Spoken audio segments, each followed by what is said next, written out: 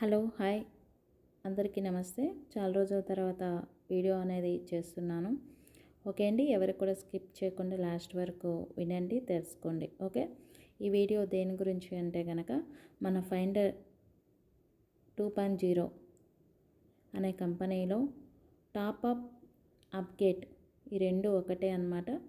Full information అనేది ఈ వీడియోలో తెలుస్తుంది. సో ఎవ్వరూ కూడా స్కిప్ చేయకుండా A to Z కంప్లీట్గా వినండి. ఓకే అండి.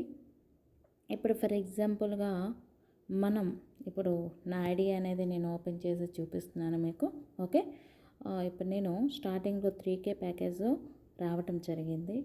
నెక్స్ట్ నేను 7Kతో ఇన్వెస్ట్మెంట్ చేసి టోటల్గా 10K అనేది కంప్లీట్ చేసుకోవడం జరిగింది. ఓకేనా. సో ఇక్కడ ఏంటంటే ఒక పర్సను 1Kతో స్టార్ట్ చేసి సో నెక్స్ట్ తనకి ఇంట్రెస్ట్ ఉంచి ఇంకో 1K అనేది ఇన్వెస్ట్మెంట్ చేయాలి అనుకుంటే దాన్ని టాప్అప్ కానీ అప్గ్రేడ్ కానీ అంటారు.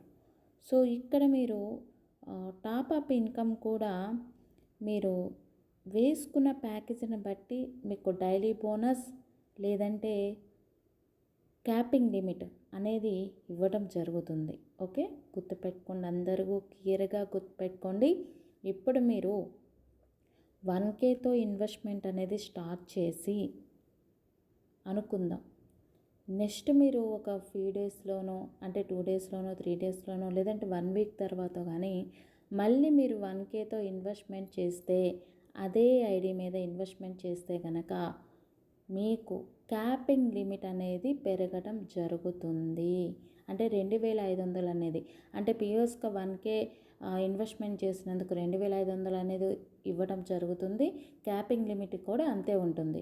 సో మళ్ళీ మీరు టాప్అప్ 1Kతో మీరు చేస్తే కనుక మీకు అనదర్ క్యాపింగ్ లిమిట్ అనేది 2500 అనేది పెరగడం జరుగుతుంది.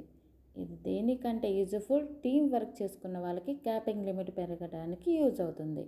ఓకే, ఈ క్యాపింగ్ లిమిట్తో పాటు మీకు డైలీ బోనస్ కూడా మీకు యాడ్ అవ్వాలి అంటే కనుక మీరేం చేయాలంటే సేమ్ ప్యాకేజ్ అనేది ఇన్వెస్ట్మెంట్ చేయకూడదండి. ఇప్పుడు మీరు 1Kతో ఇన్వెస్ట్మెంట్ చేసిన వాళ్ళు నెక్స్ట్ టైం మీరు 2K ఇన్వెస్ట్మెంట్ చేస్తే కనుక అప్పుడు మీకు 1K ఇన్వెస్ట్మెంట్ చేసినందుకు 20 రూపాయలు, అదేవిధంగా మీరు 2K ఇన్వెస్ట్మెంట్ చేసినందుకు 40 రూపాయలు చొప్పున మీకు రావటం జరుగుతుంది. ఓకేనా, గుర్తుపెట్టుకోండి. నెక్స్ట్ మళ్ళీ ఇంకొకసారి మీరు టాప్అప్ చేయాలి అనుకుందాం. అప్పుడు మీరు నెక్స్ట్ ఎంత ఇన్వెస్ట్మెంట్ చేయాలి? 3K package. ఓకే, నెక్స్ట్ మీరు 3K ప్యాకేజ్ కాకుండా 6K ప్యాకేజ్ అనేది నెక్స్ట్ టైం అనేది మీరు టాప్అప్ చేసుకున్నారు అనుకుందాం. ఓకే, ఇప్పటి వరకు ఎంత ప్యాకేజ్ కంప్లీట్ అయిందండి? 6K వేశారు, 3K వేశారు, 2K వేశారు, 1K వేశారు. ఓకే, నెక్స్ట్ మీరు 4K అనేది వేస్తే కనుక మీకు డైలీ బోనస్ అనేది రావటం జరుగుతుంది. అదే మీరు మళ్ళీ 1Kనే ప్యాకేజ్ వేసుకున్నారనుకోండి, క్యాపింగ్ లిమిట్ అనేది పెరుగుతుంది. గుర్తుపెట్టుకోండి. ఓకే, ఇప్పుడు అనదర్ ఎగ్జాంపుల్గా మీరు ఒకేసారి 10K ప్యాకేజ్ వేసుకున్నారు, 25,000కి తీసుకోవడానికి మీరు దగ్గరలో ఉన్నారు అనుకుందాం.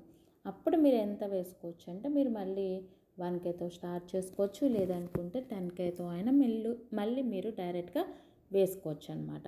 ఇలా వేసుకోవటం వల్ల మీకు మళ్ళీ డైలీ బోనస్ అనేది రావడం జరుగుతుంది. మీకు మళ్ళీ క్యాపింగ్ లిమిట్ అనేది అక్కడ పెరగటం జరుగుతుంది.